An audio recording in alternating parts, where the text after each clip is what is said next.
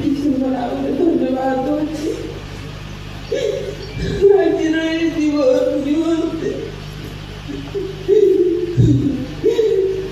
ଲାଗି ମୋର କିଛି ଶକ୍ତି ନାହିଁ। ଗୋଟେ କଥା କହିବି, ମତେ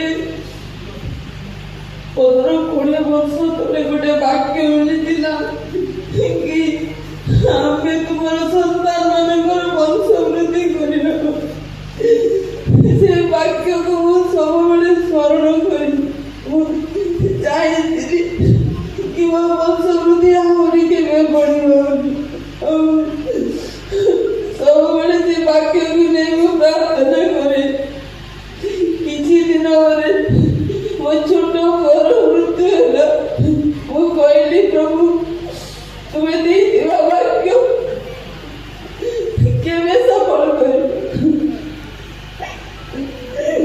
ପୁଣି କିଛି 5 ବର୍ଷ ପରେ ମୋ ହଜବେଣ୍ଡଙ୍କର ଡେଥ୍ ହେଇଗଲା।